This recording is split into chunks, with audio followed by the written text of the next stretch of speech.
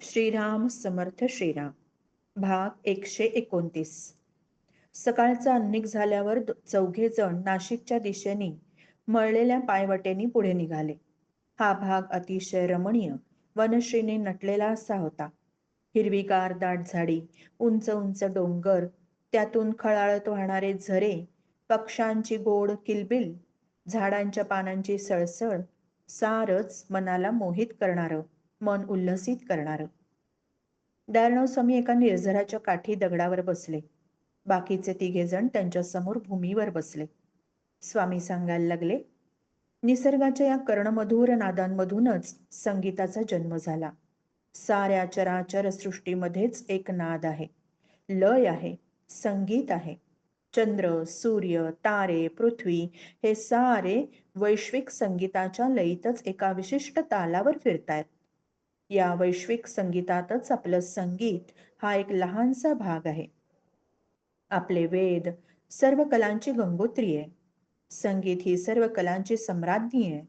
कारण बाकीच्या कलांना परतत्वाचा स्पर्श करून द्यावा लागतो, पण संगीताला तो परतत्वाचा स्पर्श जात्याच असतो. ऋषीमुनी ज्या रुचांचं गायन करत असत, त्यांचा संग्रह म्हणजे सामवेद.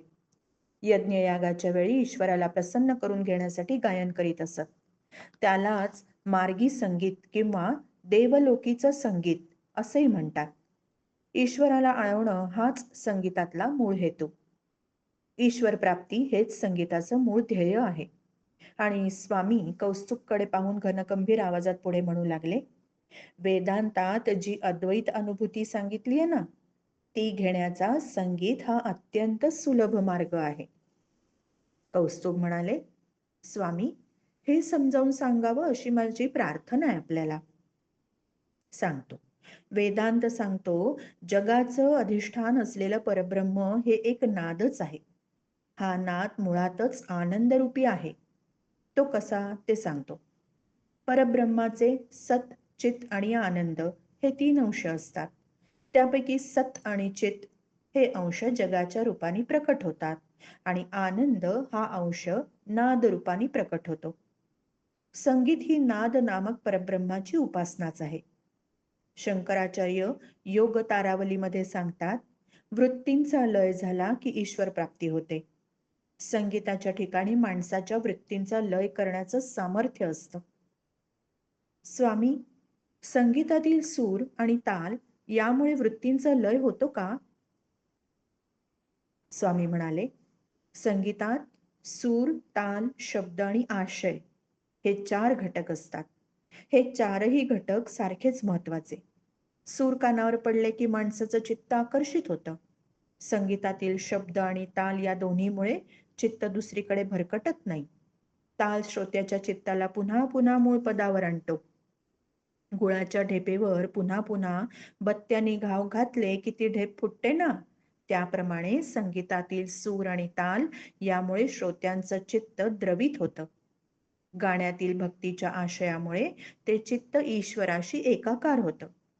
संतांचे अभंग ऐकताना तर लगेचच होतं, कारण अभंगामध्ये संतांचं तेज उतरलेलं असतं.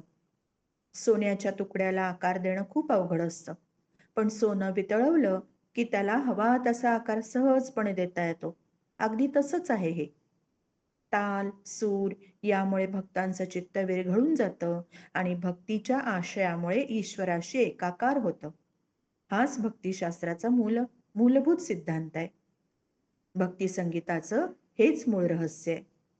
योग मार्गाने समाधी लावणे हे साध्य करता येतं बरं, पण तो मार्ग फार कठीण आहे. वर्षानुवर्षे निष्ठेने योग साधना करावी, तेव्हा कुठे समाधी अवस्था प्राप्त होते. समाधी लागली तरी प्रत्यक्षात मन ईश्वराशी एकाकार फारच थोडा वेळ होतं. तासभर समाधी लागली तर काही क्षणच तसे मिळतात. पण भावमधुर भक्ती संगीत ऐकताना श्रोत्यांचं मन बहुतांश वेळ ईश्वराशी एकाकार होऊन जातं. वेदांतोर्थे सर्वेषाम, संगीतामुळे अद्वैताची अनुभूती सर्वांना सहजपणे येऊ शकते, असं जे म्हणतात ना, ते याचसाठी. पण स्वामी, मन ईश्वराशी एकाकार होतं म्हणजे काय होतं? मन ईश्वराशी एकाकार होणं याचा अर्थ मन पूर्णपणे विशुद्ध होणं. मनात कोणतेही विकार नाहीत, वासना नाहीत, कामना नाहीत, केवळ शुद्ध भक्तिभाव हीच अवस्था. मंजूळ वाद्यमेळामध्ये मिसळलेले आर्त सूर कानावर पडले की मन स्तब्ध होतं. हा आपला नेहमीचा अनुभव आहे की नाही? कुणी भक्तिभावानं अभंगाचे सूर आळवले की भक्त स्तब्ध होतो, गुंग होऊन ऐकत राहतो. त्याच्या मनातल्या विषय वासना विरून जातात. सुखदुःखांचा त्याला विसर पडतो. देहभान, स्थळ, काळ, संसार सगळ्याचा त्याला विसर पडतो आणि एका अतीव आनंदाची अनुभूती येते त्याला. संगीताशिवाय दुसऱ्या कशानेही हे इतक्या सहजपणे घडू नाही शकत. म्हणून तर नारद मुनी सांगतात, ईश्वर प्राप्तीचा संगीत हा सर्वात सुलभ मार्ग आहे. समोरच्या झाडावर कोकिळा कुहू कुहू करू लागली. तो पंचमातील सूर कानावर पडताच मनाला एक विलक्षण उल्हास वाटला. नकळत कौस्तुभचे डोळे त्या झाडाकडे वळले, पण कोकिळा कुठे दिसेना. ती पानाड तळली होती, पण तिचं कुहू कुहू मात्र कानावर येतच होतं. कौस्तुभला वाटलं, ईश्वर असाच कुठेतरी दडून बसलाय. तो आहे हे जाणवतं, पण दिसत मात्र नाही. एका भारावलेल्या अवस्थेतच सारे जण उठले आणि पुढे चालू लागले. कौस्तुभच्या मनात एकच विचार तरंगत होता, ज्या संगीताच्या लयीत विश्व चाललंय, ती लय मला पकडता येईल का? ते संगीत मला ऐकता येईल का? श्रीराम समर्थ श्रीराम.